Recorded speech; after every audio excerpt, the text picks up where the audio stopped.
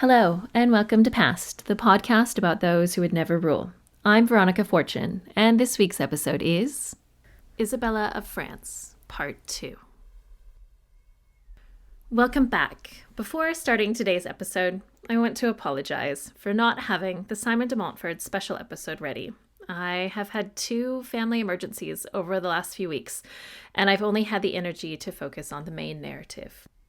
I have decided to include it as a special episode when I visit the early Plantagenets after the next mini or not so mini series. More on that at the end of this episode. As we rejoin our story, Isabella and Edward are returning to England from their 1321 visit to France, where Edward had paid homage for his lands in Gascony. The couple had also asked for military assistance to help with their barons. Isabella hadn't had to share her husband as much with a powerful favorite for the last few years. Edward hadn't avoided favorites, they just weren't as needy or public as peers. However, a new favorite had become part of Edward's life. While Edward's previous favorites, peers at the forefront, had been social climbers, his newest favorite was more of a beast. Hugh Despenser the Younger was the son of Hugh Despenser the Elder.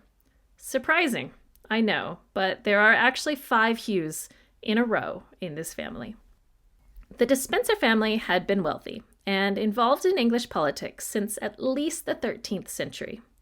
Just to cut in quickly, for even more information about the Despenser family, please listen to the eventual Simon de Montfort special episode. Hugh Despenser the Elder's father, Hugh, 1st Baron Despenser, will make a big appearance in the Simon de Montfort special episode.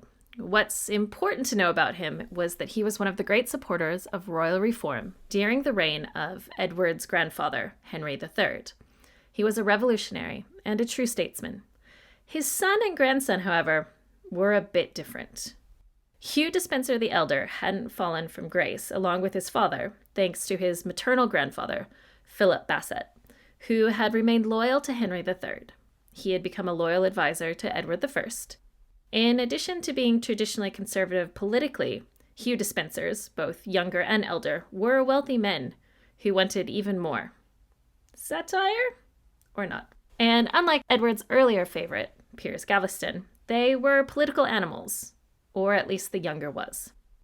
As Helen Castor put it in She-Wolves, a menacing predator as opposed to Gaveston's distracting peacock. Based on his family history, being the grandson of a traitor or a hero, depending on where you stand, and the son of one of Edward's advisors, it's surprising that the younger Despenser wasn't more politically astute or aware. His greed and lack of political savvy would lead to his and his benefactor's downfall.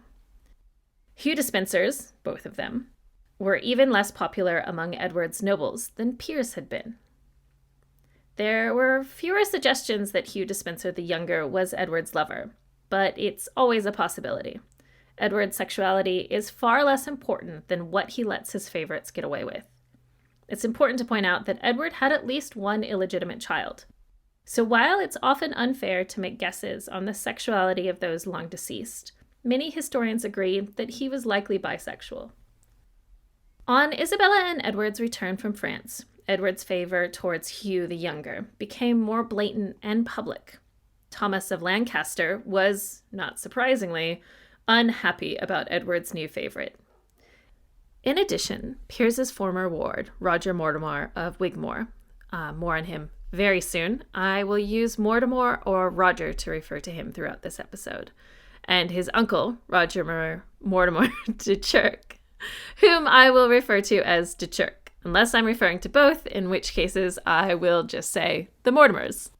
And other Marcher lords were making noise against the Despensers' land appropriations in the Welsh Marches.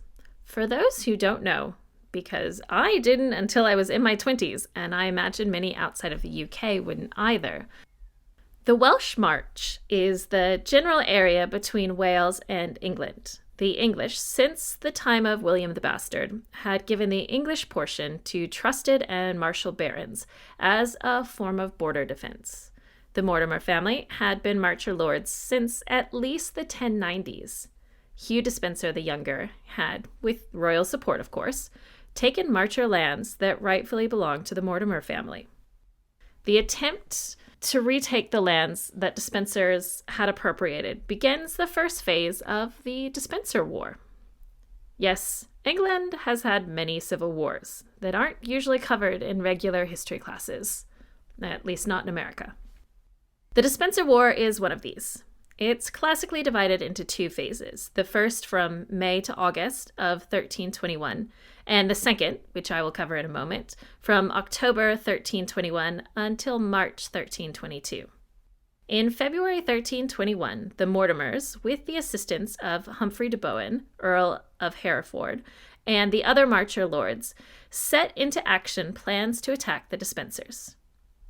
Edward II, bringing his own army to face them, made it clear that attacking his favorite, or said favorite's family, would be attacking the king. Edward II asked for his lords to meet with him in Gloucester in May to come to an accord. The Marcher lords, unsurprisingly, declined. They attacked Newport, Cardiff, and Caerphilly, and seized them with ease. The forces led by Mortimer then began marching to Pontefract to join Thomas of Lancaster for discussions of their aims and plans for this rebellion. Edward II had returned to London in this time and began to prepare for a potential siege. Mortimer marched his forces to London, and not surprisingly, the citizens refused to open the gates for him. As you may remember from Matilda's episode, the citizens of London have a great deal of say in their city and can refuse to open their gates. Mortimer did the only thing he could. He put the city under siege. He was joined by Thomas of Lancaster in August. Even with the Despensers' assistance, the city could not hold out forever. The barons were also threatening to destroy royal property outside of the city. Yet Edward II still refused to banish his favorite. To prevent further civil war, in 1321, Isabella did the most queenly act, other than having children, and interceded on behalf of Edward's barons, at least the ones not named Hugh. She appealed to her husband, publicly, on her knees, giving him an excuse to, at least temporarily, banish his favorite without losing face. This was arranged by Aymer de Valence, the Earl of Pembroke. Yes, the same Earl who had been holding Piers Gaveston on his return to London before the extrajudicial trial by the barons, by Thomas of Lancaster. It was Thomas. With the Despensers gone, at least momentarily, Isabella might have felt more secure. Edward would be able to focus on his job, running England. Isabella had shown Edward a great deal of loyalty. She had shown the court her political acumen, and to the kingdom she would have seemed the perfect consort. Her next act might show how ruthless she could be when needed. Much like the Tour de Nesle affair, there is a great deal of debate about how much knowledge Isabella had of Edward's plans regarding the coming events. Either she was an unknowing pawn of Edward's, or she was in on the plan from the start. In October of 1321, less than 6 months after delivering her youngest child, Joan, Isabella was on pilgrimage to Canterbury. She made a detour to Leeds Castle. The castle is not on the main pilgrimage route. Interestingly, this castle should have been Isabella's. It had been her aunt, Queen Margaret's, but Edward had awarded it to Bartholomew Badlesmere in 1317. Bartholomew had been a loyal soldier to both Edward I and Edward II since at least 1294. He had served as Deputy Constable of England in 1310 and fought in the Battle of Bannockburn. He had at least 50 men in his retinue. He had even attended the funeral of Piers. But in later 1317, he began communicating with the less extreme faction in Edward's court that didn't approve of Edward's advisors, the Despensers, but did not have the same violent intent as Thomas of Lancaster. As part of his compact with this group, he was instrumental in brokering a temporary peace between the king and his cousin in 1318. By 1321, though, Badlesmere was conspiring with Thomas of Lancaster due to the king continuing to ignore the counsel of his earls. Isabella requested entree to the castle, as was her right as queen. Battlesmere was not at the castle. He had ordered his wife, whom he left in control, not to allow anyone entrance.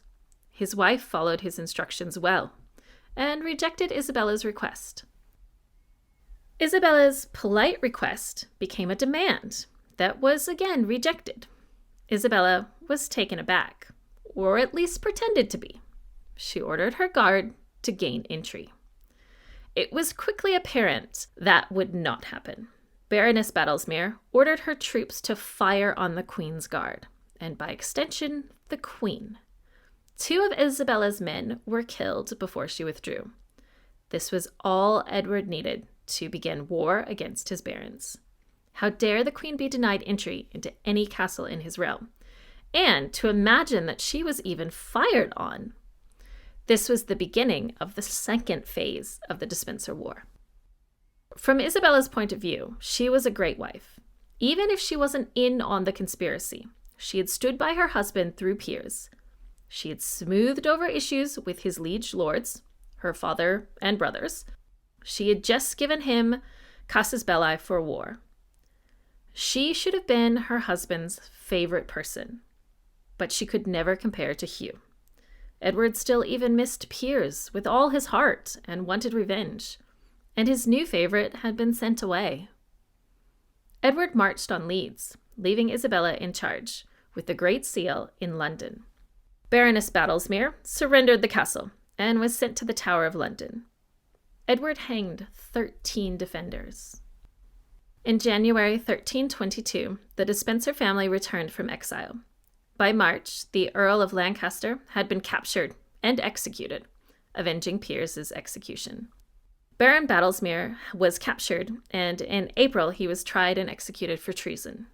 His wife would eventually be released, and she would live for another 10 years. During this part of the war, Roger Mortimer was captured.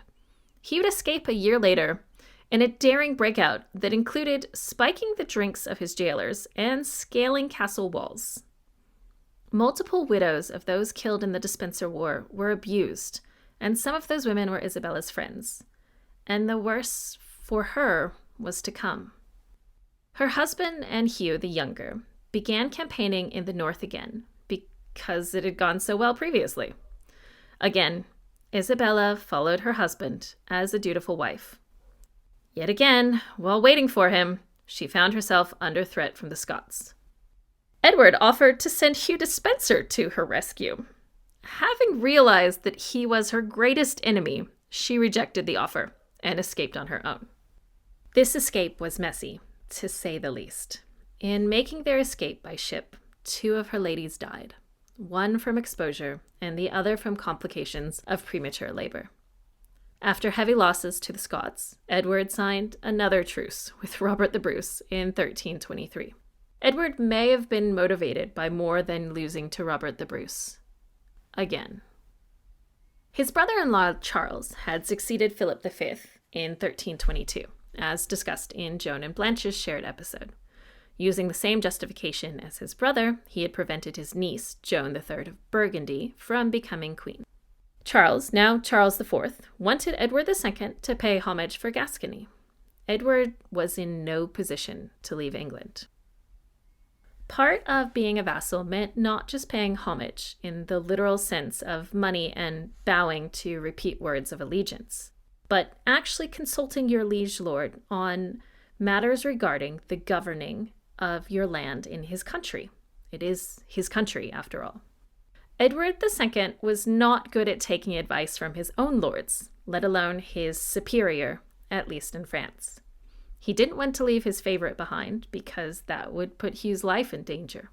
He couldn't take him to France because the French king would not allow it.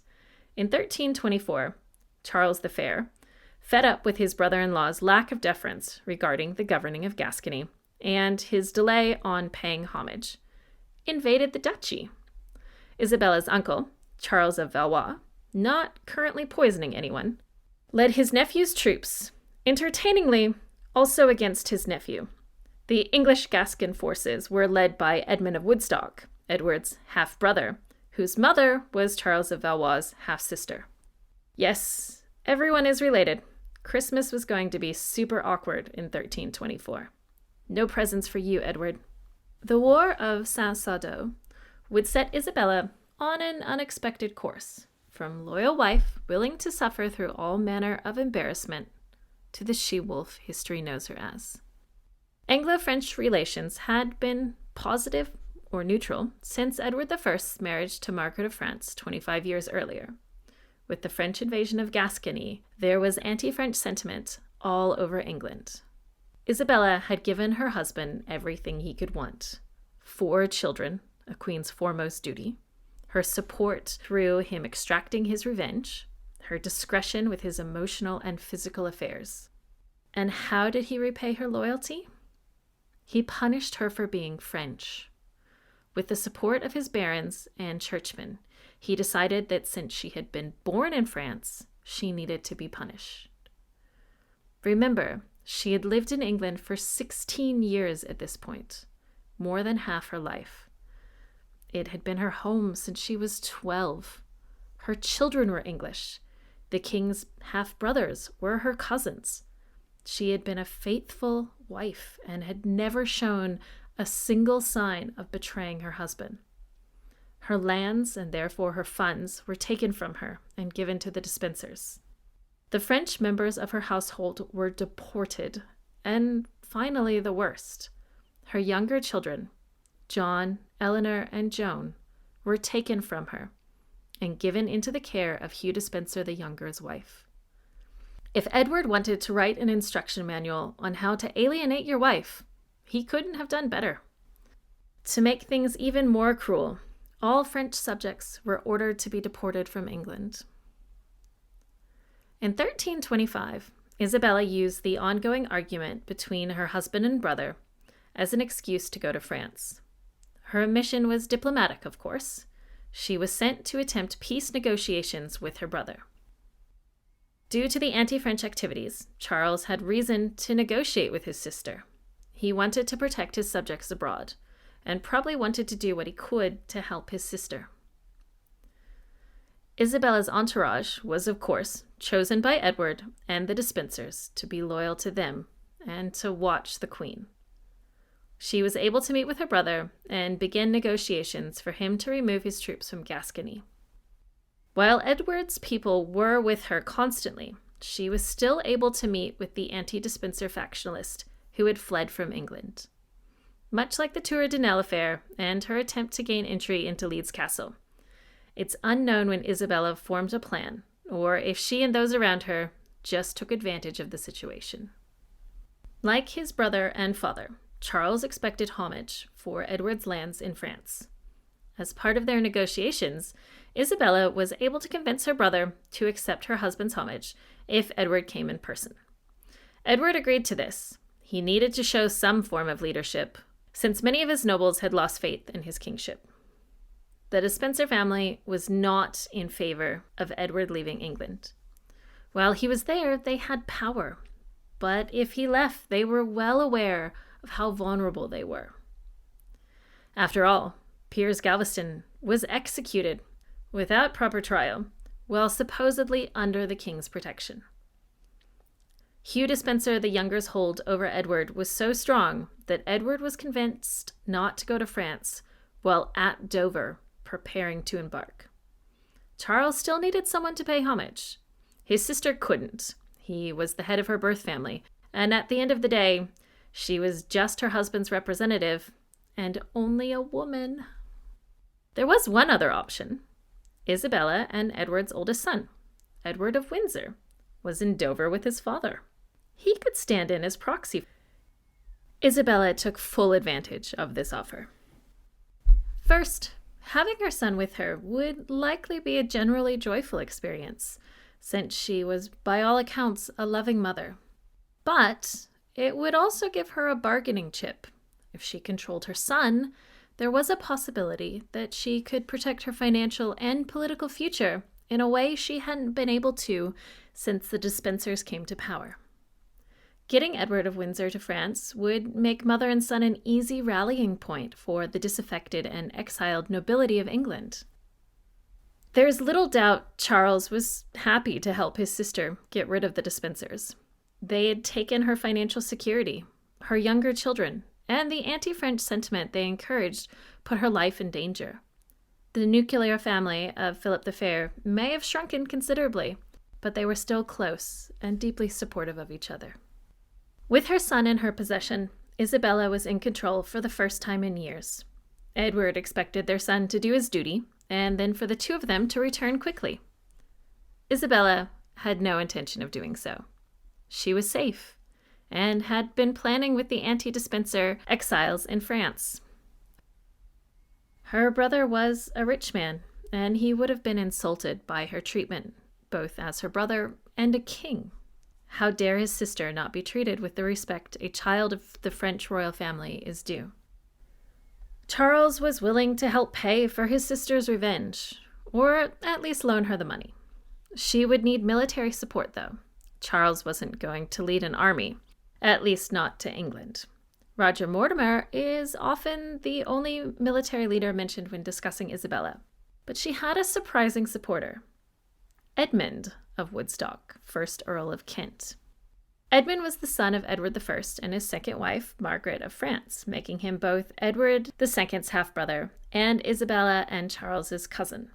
He had been a loyal supporter to his brother, but could not continue allowing the Despensers to abuse the power of the throne. Edmund had been in Gascony as his brother's lieutenant when Charles IV's forces invaded. Once Isabella set her plans in motion, her brother-in-law quickly came to her side. He didn't fully trust Mortimer, but his disdain for the Despensers was stronger. Now is the time to quickly cover Roger Mortimer. Roger was 38 when he and Isabella began their invasion plans and their romantic relationship. His father had died when he was 17. Despite having been married for 3 years and being a father, he was still considered underage. Well, at least underage enough for him to be declared the ward of Piers Gaveston. Wardships are one of the many ways for nobles to make money. Underage heirs were cared for by a noble, and in return, that noble received the income from the underage ward's estate. He had been knighted by Edward I in 1306 and was given his full income and inheritance at this point. After this, he was sent to Ireland to put his lands under control. He was appointed Lord Lieutenant of Ireland in 1316 and won battle against Edward Bruce, the younger brother of Robert the Bruce. As I mentioned earlier, he was captured as part of the Despenser War in 1322 and escaped the following year. He and Isabella came into contact early on in her time in France. It's not known when their sexual relationship began. It is a little surprising that Isabella would take such a risk in having an affair after what had happened to her sisters-in-law, Margaret and Blanche. There is one statement from Isabella herself, which does give some justification. From the Vita Edwardi Secondi, "I feel that marriage is a joining together of a man and woman. Someone has come between my husband and myself. Further, I will not return until this intruder is removed, and shall assume the robes of widowhood and mourning until I am avenged." End quote. By seeing herself as a widow, she may have felt her affair wasn't an affair. With Roger and Edmund as her military leaders, Isabella just needed an army.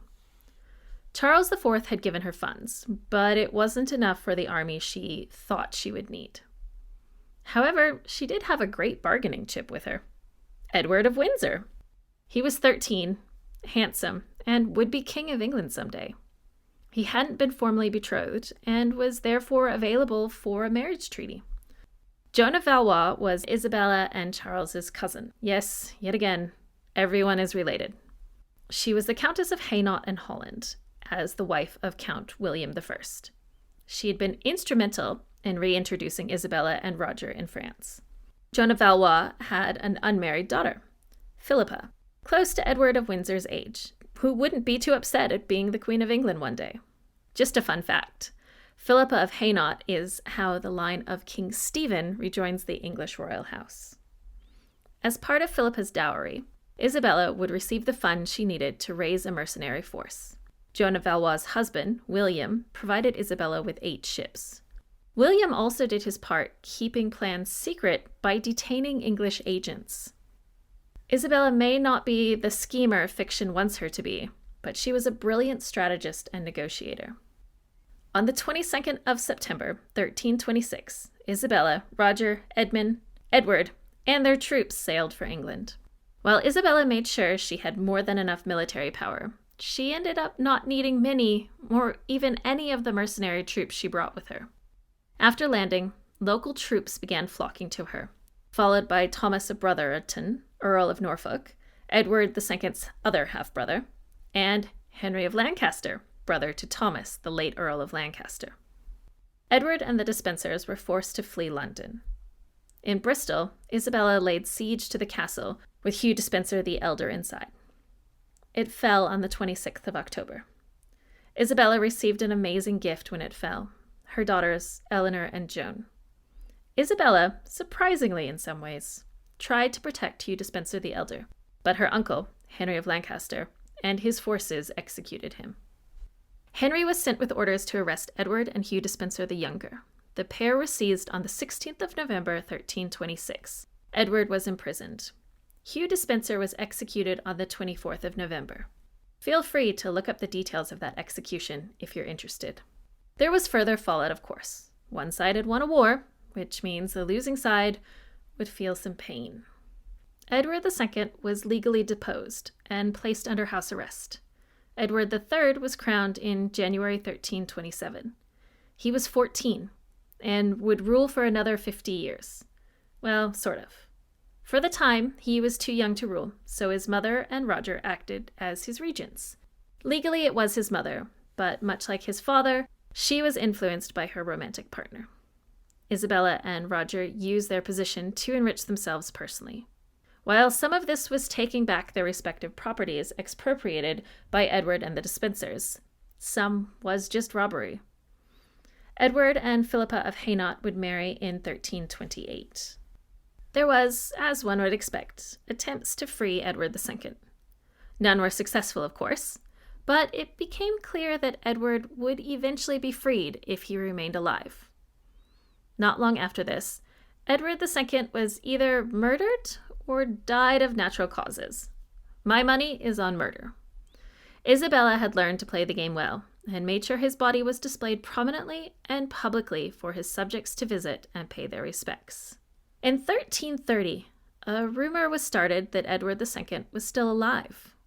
Plans were hatched to try to free the former king. This conspiracy was initiated and used by Roger and Isabella to trap their former ally, Edmund of Woodstock, who was executed for his part. The death of his uncle caused the young Edward III, who was 17 at this time, to question the control his mother and Roger had over him. He may have suspected both of them of Edward II's death, but he knew Roger had seen to his uncle's execution, even against the young king's own wishes. This would lead to Roger's downfall and a change in Isabella's level of control.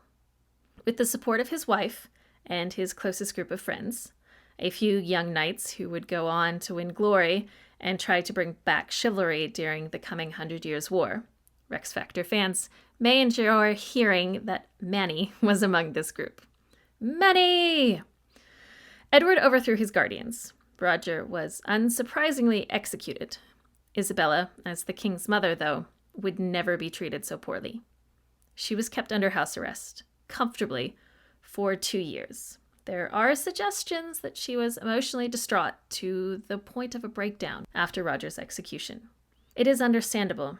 She had found a supportive partner who hadn't taken her for granted. Her income was protected, though, and she was able to spend time with her younger children. She and her youngest daughter, Joan, were reportedly exceptionally close.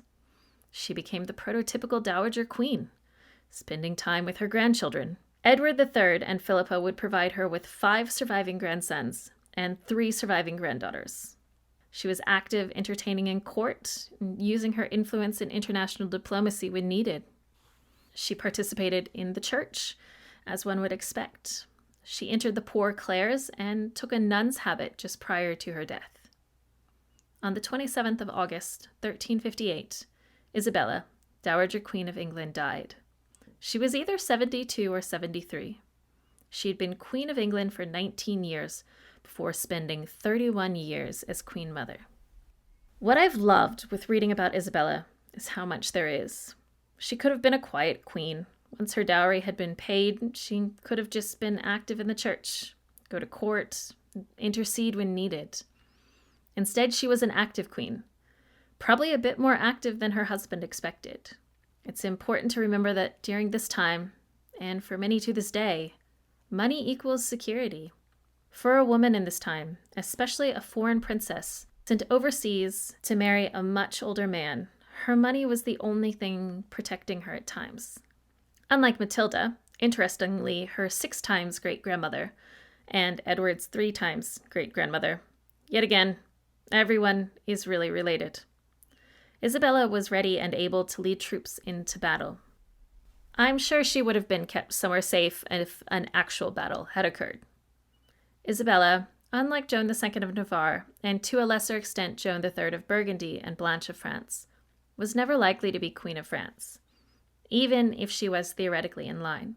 For her, just like her nieces, sexism played a role. But unlike them, her foreignness to France would have played against her even more. By the time Philip the Fortunate became king in 1329, she had lived in England for 20 years, almost 2/3 of her life. Plus, she had won the war that mattered to her, even if very little actual fighting had occurred. She had secured her son's throne in England. Had she decided to push a claim in France, I don't doubt it would have been in her son's name. I find it interesting that both she and her husband Edward were influenced greatly by their extramarital partners. The big difference is that Isabella chose better than Edward. Roger was a much better politician than Piers or Hugh. His downfall was thinking he had more control than he actually did. Had he or Isabella thought more strategically about ruling, they could have remained in power for even longer. I actually have no doubt that while Edward III did not have much of a choice when it came to executing Roger, doing so was a mistake in at least one major way. Roger was a respected and able military leader who would have been in a great position to support Edward III in the early stages of the 100 Years' War. Roger was only 43 when he died, and could have led men for many more years, while at the same time training the next generation. In Edward's defense, he was kind to Roger's son and heir, returning his family's lands. Roger's grandson, also named Roger, was one of Edward's great generals and a member of the founding group of the Order of the Garter. Having survived everything, I find it unsurprising that Isabella settled into the quiet life once her security was assured. One fun, to me, final note on Salic law. This ancient law played a critical role in this series. I find it interesting that Philip V used a law that both the Merovingians and Carolingians used, not in excluding women from royal power, since we know it's a problem they didn't really face or worry about, but in distribution of royal lands.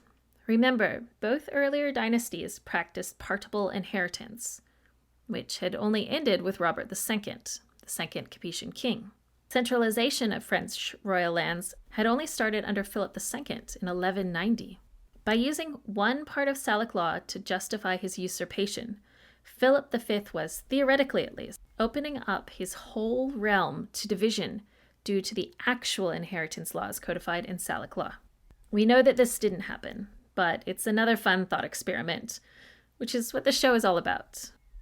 I'll be taking next week off. Well, at least there won't be an episode next week. I'm currently putting the finishing touches on the start of the 100 Years' War and the resulting dynastic struggles in England, France, and surprisingly Spain. I hope you will join me in 2 weeks for the next mini-series, or in this case, not so mini-series.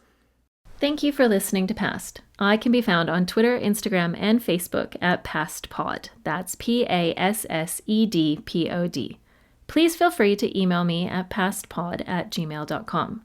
I have a Patreon that can be found at patreon.com/pastpod.